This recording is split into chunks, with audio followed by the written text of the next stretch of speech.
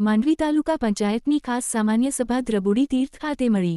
તાલુકા પંચાયતની ખાસ સામાન્ય સભામાં ગત સભાની કાર્યવાહી નોંધનું વાંચન અને બહાલી, તાલુકા પંચાયતના વર્ષ 2025થી 26ના સુધારેલા અને વર્ષ 2026થી 27ના અંદાજપત્રને આખરી બહાલી આપવામાં આવી હતી. તાલુકા પંચાયત પ્રમુખ કેવલભાઈ ગઢવી, કારોબારી ચેરમેન વિક્રમસિંહ જાડેજા, શિલ્પાબેન નાથાણી, દેવાંગભાઈ શાખરા, કેશવજીભાઈ રોશિયા, અરવિંદસિંહ જાડેજા, તાલુકા વિકાસ અધિકારી ઈશ્વર માજીરાણા, વિનોદ જબુવાણી, હિસાબનીશ દિનેશ સુથાર, કાંતાબેન શિરોખા, ઝવેરબેન ચાવડા, ભૂપતસિંહ જાડેજા, હરેશ રંગાણી, જશુબેન છાભિયા, બળુભા જાડેજા, દિલીપસિંહ જાડેજા, કિમરાજ ગઢવી, હરેશ રંગાણી, કમલેશ ખટારિયા, હર્ષદ પટેલ, અરવિંદભાઈ મોતા, વખતસિંહ જાડેજા, કરણ કોલી વગેરે ઉપસ્થિત રહ્યા હતા. સંચાલન નિકુંજ ભટ્ટે કર્યું હતું.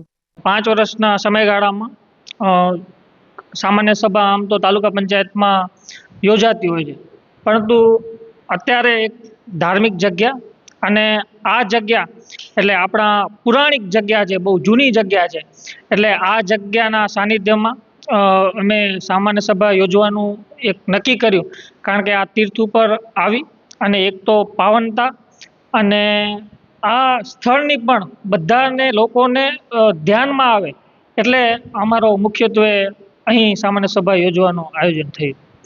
ભાઈ, તાલુકાના વિકાસ માટેના જે અમારા છેલ્લા 5 વર્ષ હતા એ કેવા રહ્યા? જી, ચોક્કસપણે બહુ સારા રહ્યા. અને આજે છેલ્લી સામાન્ય સભામાં પણ મેં એક ઉદ્બોધનમાં કહ્યું કે ઉંમરની રીતે જ્યારે હું તાલુકા પંચાયતની ચૂંટણી લડ્યો ત્યારે મારી ઉંમર 21 વર્ષની ઉંમર હતી. આમાં એક યુવા તરીકે જુસ્સો તો હોય, કંઈક નવું કામ કરવાનું, કંઈક ઉર્જા હોય, પણ સાથે સાથે અનુભવની જરૂર પડતી હોય. પરંતુ હું એ બાબતે ખૂબ લકી છું કે આખે તાલુકા પંચાયતની ટીમ અમારી બહુ પોઝિટિવ અને એમના ક્યાં પણ મને માર્ગદર્શન દેખાડવામાં કે ક્યાંક જ્યાં એમને અનુભવની મને જરૂર પડી ત્યારે હર હંમેશ મારી સાથે રહી અને એમનો અનુભવ અને યુવા તરીકે મારી એનર્જી અને નવું કંઈક કરવાની જે ભાવના હોય એ બેના સંગમ સાથે ક્યાંક ને ક્યાંક સારા કાર્ય 5 વર્ષની અંદર થયા.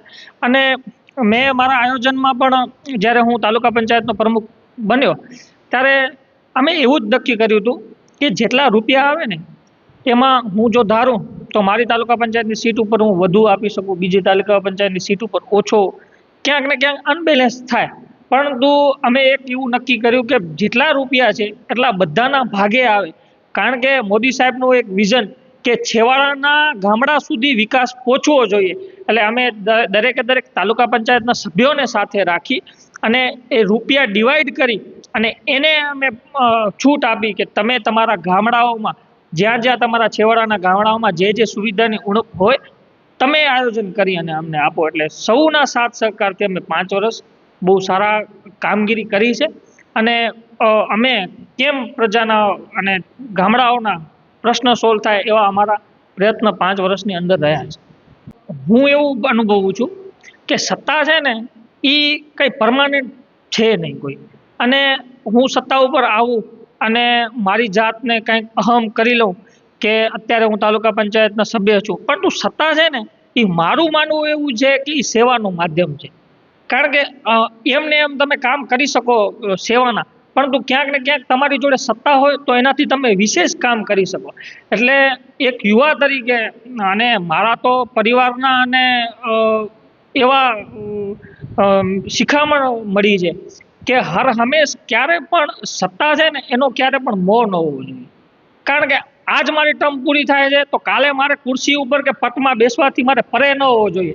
એટલે મેં મારી 5 વર્ષની ટર્મમાં ક્યારે પણ એવો સિંગલ મારા મનમાં વિચાર આવવા નથી દીધો કે તું તાલુકા પંચાયતનો સભ્ય છો.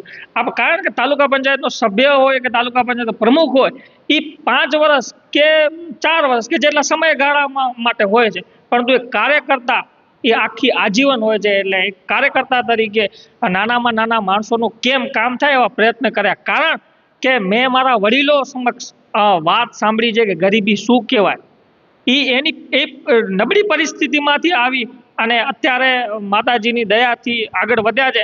એટલે હું તાલુકા પંચાયત પ્રમુખ બન્યો એટલે ભગવતી માને યાદ કરી અને કેમ વધુ સારા કાર્ય થાય એવા મારા પ્રયત્ન રહ્યા છે.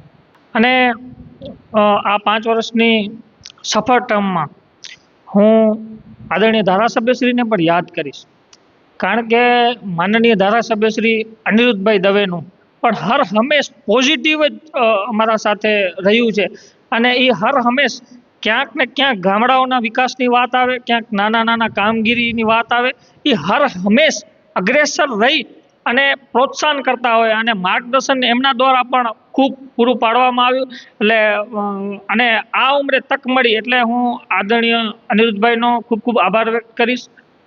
પક્ષ પ્રમુખ દેવજીભાઈ વરચંદ કે જેમણે એક કાર્યકર્તા તરીકે, એક નાના સામાન્ય કાર્યકર્તા તરીકે, અને મોદી સાહેબે જે કીધું કે યુવાઓને રાજકારણમાં આવવું જોઈએ, એ વાત ખાલી નહીં પણ એને વાતને સાચી કરી અને સાબિત કરીને મારા બતાડ્યું. એટલે હું આદરણીય ધારાસભ્યશ્રી, આદરણીય જિલ્લા પ્રમુખ દેવજીભાઈ વરચંદજી, આપણા સાંસદ વિનોદભાઈ ચાવડાજી, અહીંના તાલુકા ભાજપના અધ્યક્ષ સામતભાઈ હોય કે દરેક ટીમનો હું અત્રેથી ખૂબ ખૂબ આભાર વ્યક્ત કરું છું. વહીવટી તંત્રનો પણ ખૂબ ખૂબ આભાર વ્યક્ત કરું છું કે તેમના દ્વારા સાથ સહકાર મળ્યો. અમારી સમગ્ર ટીમનો પણ, તાલુકા પંચાયત ટીમનો આભાર વ્યક્ત કરું છું. અને સવિશેષ આભાર હું તમારા મીડિયાને પણ આપીશ, કારણ કે પોઝિટિવ રીતે તમે જ્યારે કોઈ સારા કામ થતા હોય, સારી કામગીરી થતી હોય તો એને હર હંમેશ તમે બિરદાવી છે. એટલે સાચા ખરા અર્થમાં ત્રીજા સ્તંભ તરીકે તમે કામ કર્યો છે. એટલે હું તમારો પણ અહીં આભાર વ્યક્ત કરું છું.